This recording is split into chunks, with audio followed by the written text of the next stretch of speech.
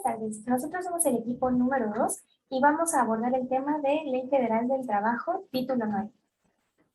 Los integrantes del equipo son Alcántara Gallardo Valeria Pamela, Cruz Buenrostro Abdalí Sastri, Jiménez Luna Jennifer Amairani, Ramírez Fuentes María Fernanda, Salinas Mendoza Andrea. Una breve introducción de lo que se va a tocar en la siguiente exposición es que vamos a presentar el título 9 de la Ley Federal del Trabajo en la versión más actual. El objetivo de esta exposición es conocer cuáles son los riesgos de trabajo que existen dentro de las organizaciones, en qué consisten y qué es lo que implica. A su vez, mientras vayamos avanzando, vamos a ir conociendo las definiciones que se manejan dentro de la ley y cuáles son las consecuencias legales que tiene el patrón en caso de que se presente una situación de riesgo u accidente dentro de su organización. Partimos con el artículo 472. Este artículo es general. Nos habla de que este título se va a aplicar a todas las relaciones de trabajo que existen en el país.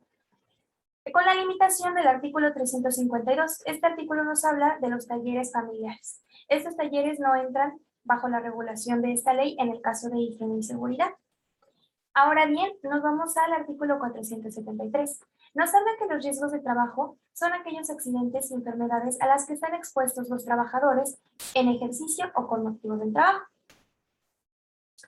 Vamos al artículo 474, en donde nos dice que el accidente de trabajo es la lesión orgánica o perturbación funcional inmediata o posterior del trabajador, la muerte o la desaparición derivada de un acto delincuencial.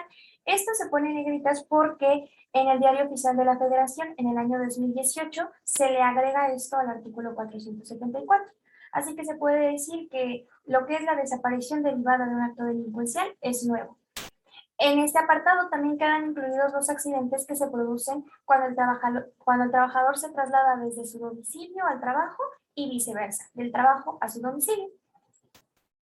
El artículo 475 nos habla de la enfermedad de trabajo, que es un estado patológico derivado de la acción continuada de una causa que tenga su origen o motivo en el trabajo.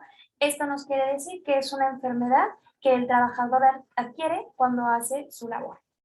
El artículo 475 bis o la repetición del artículo 475 nos habla de una parte muy importante en donde nos dice que el patrón es responsable de la seguridad e higiene que haya dentro de la empresa, pero que es obligación de los trabajadores observar las medidas preventivas de seguridad e higiene que establecen los reglamentos y las normas. Entonces aquí hay un convenio. El patrón es responsable de dotar de seguridad e higiene a sus trabajadores y sus trabajadores son responsables de acatar los reglamentos que estén. El artículo 477 nos habla de los riesgos, de que cuando los riesgos se realizan hay diferentes tipos de incapacidades. Voy a explicar brevemente cada una de ellas. Tenemos lo que es la incapacidad temporal, que se refiere a que el trabajador está imposibilitado por un cierto tiempo, pero puede regresar a desempeñar su labor. Tenemos la número 2, que es la incapacidad permanente parcial. En este caso, sin que se alcance un grado total de inhabilitación hacia el trabajador, le ocasiona una disminución del 33%, por debajo del 33% de su capacidad. Entonces tenemos, por ejemplo, que un trabajador tiene una enfermedad y se ve obligado a amputarse los 2 dedos de la mano. ¿Puede desempeñar su labor? Sí, pero no de la misma manera. A esto se refiere este tipo de incapacidad.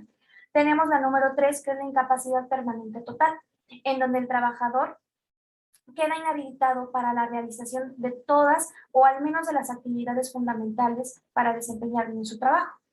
El grado de incapacidad que las personas presentan es superior al 36% que ya les comenté anteriormente.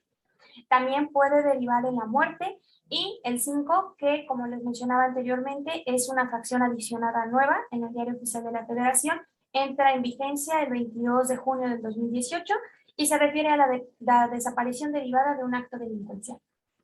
Pasamos al artículo 478, que es la incapacidad temporal. Es la pérdida de facultades o aptitudes que imposibilita parcial o totalmente una persona. Es lo que les comentaba. Pero aquí, bueno, la ley nos da sus definiciones como tal. En el artículo 479 nos habla de la incapacidad permanente parcial, que es la disminución de las facultades o aptitudes de una persona para trabajar, pero no la inhabilita totalmente. Y el artículo 480 nos habla de la incapacidad permanente total, que es la pérdida de facultades o aptitudes de una persona que la imposibilita para desempeñar cualquier trabajo por el resto de su vida. Y a continuación los dejo con mi compañera Andrea.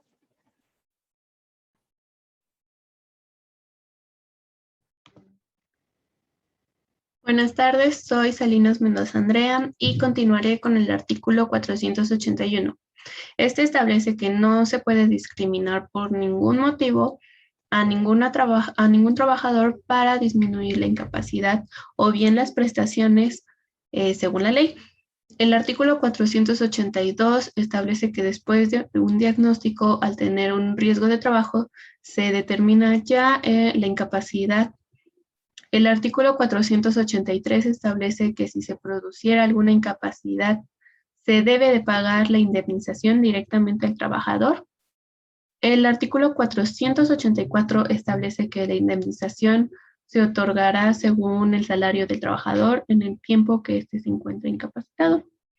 El artículo siguiente establece que el 485 y 486 establece la cantidad de la indemnización. Esto no debe de ser menor al salario mínimo y depende mucho del área geográfica en el que haya ocurrido el accidente. Bueno, el artículo 487 establece, según los riesgos de trabajo, tendrán derecho los trabajadores a la asistencia médica y quirúrgica, la rehabilitación, la hospitalización, los medicamentos y material de curación, los aparatos de prótesis o bien ortopedia y la correspondiente indemnización.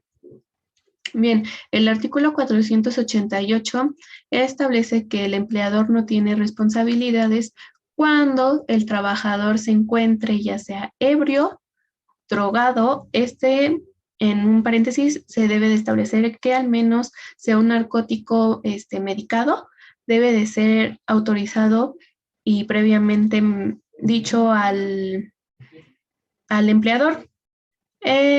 O bien no se da responsable cuando sea una lesión intencional o un resultado de alguna riña o intento de suicidio. Bien, el artículo 490 establece que en caso de que el patrón ya tenga antecedentes de indemnizaciones no pagadas, el tribunal establece que será elevado el porcentaje de la indemnización hasta un 25%. Continuando con el artículo 491, establece sobre la incapacidad temporal. Esta menciona que en caso de que el trabajador será indemnizado por un periodo de tiempo en el que no pueda laborar.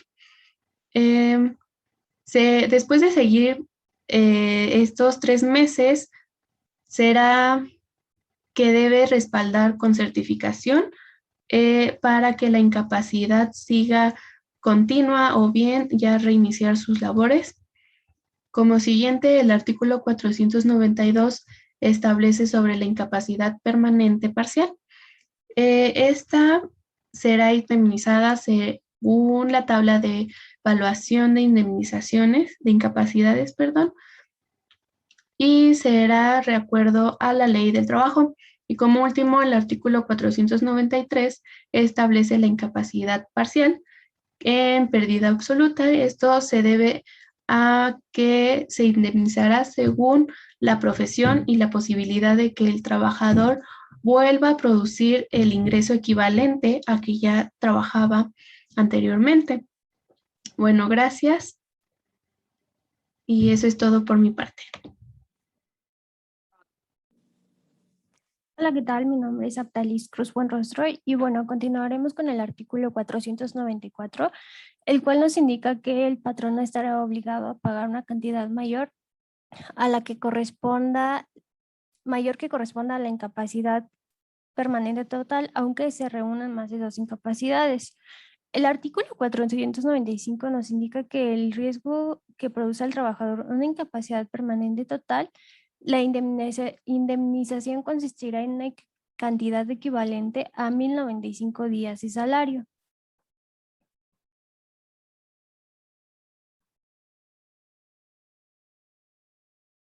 Enseguida tenemos que las indemnizaciones que debe percibir el trabajador en caso de alguna incapacidad permanente parcial o total deberán ser pagadas íntegras y sin deducciones de los salarios, aunque, bueno, del periodo que se estuvo en incapacidad permanente, en incapacidad temporal, perdón.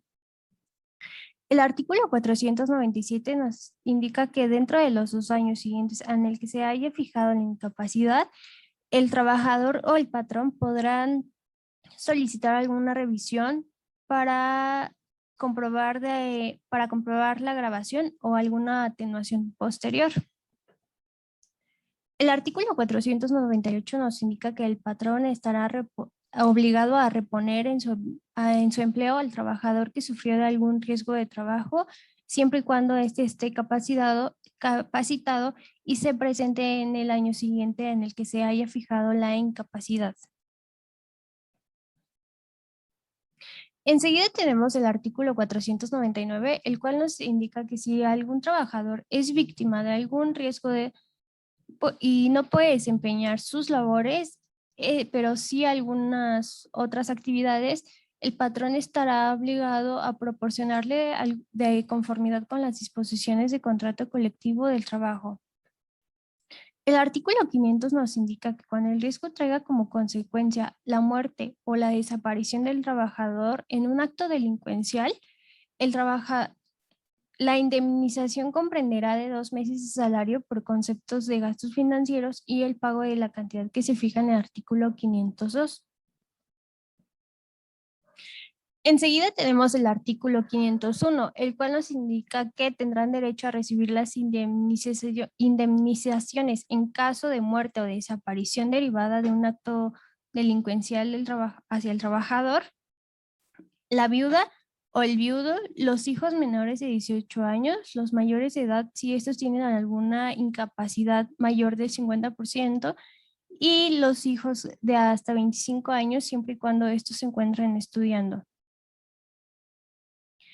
También nos indica que los ascendientes concurrirán con las personas que ya antes mencionamos, sin la necesidad de que esto se compruebe que estos dependían económicamente del trabajador. También podrá recibir esta indemnización la persona con la que el trabajador haya vivido como si fuera su cónyuge durante los 5 años precedentes a la muerte, o con la que haya tenido hijos sin necesidad de que se realice alguna investigación económica, así como las personas que dependían económicamente del trabajador, y en dado caso de que lleguen a faltar estas personas ya mencionadas, la indemnización se irá hacia el Instituto Mexicano del Seguro Social.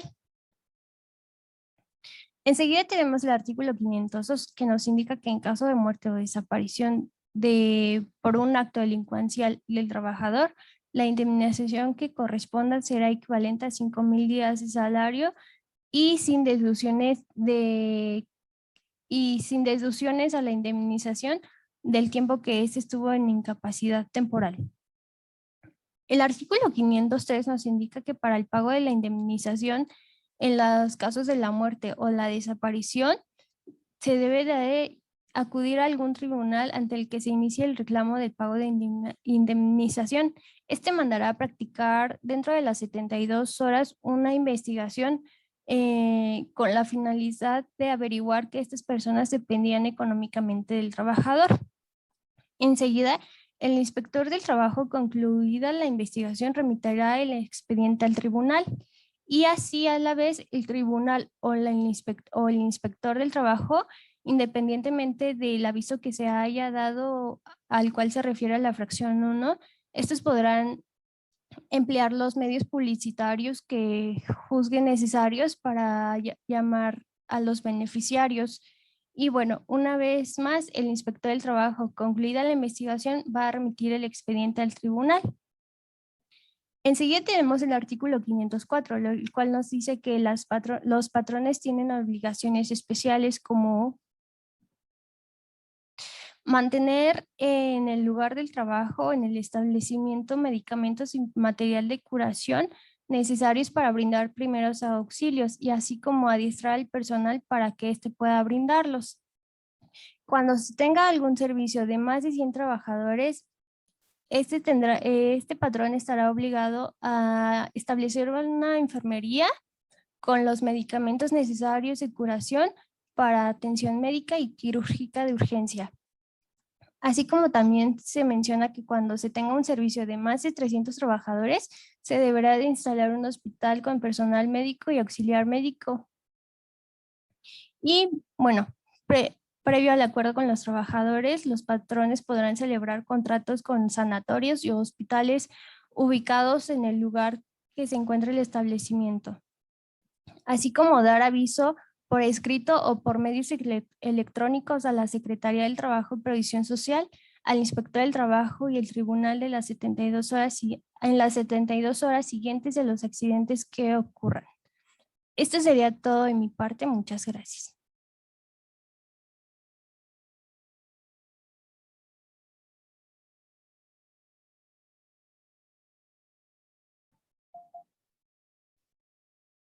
Yo soy Ramírez Fernanda y les voy a hablar sobre los siguientes artículos de la Ley Federal del Trabajo.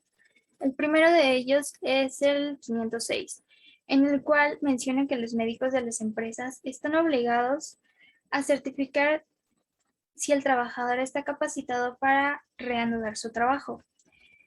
También a emitir una opinión sobre el grado de incapacidad y, en caso de muerte, a expedir el certificado de defunción.